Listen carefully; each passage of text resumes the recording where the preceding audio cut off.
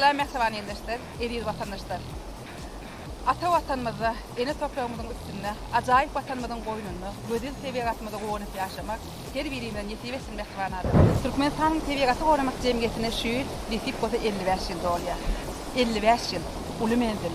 Şu yılların içinde Türkmenistan'ın tebigatı korumak cemiyeti hatem kamilleşti, öttü, halk bilen bilelikte cem olup işlek geliyor.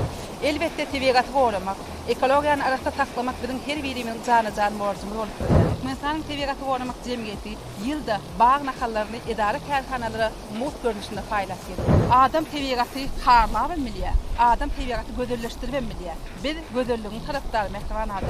Gelin hemmen bilelikte meyretin Türkmenistan'ın tebigatı korumak cemiyetine aglar varlığın, el ele verip bilelikte zahmet çekelin, bilelikte tebigatı koralın, bilelikte tebigatı östürelin mehribanıdır.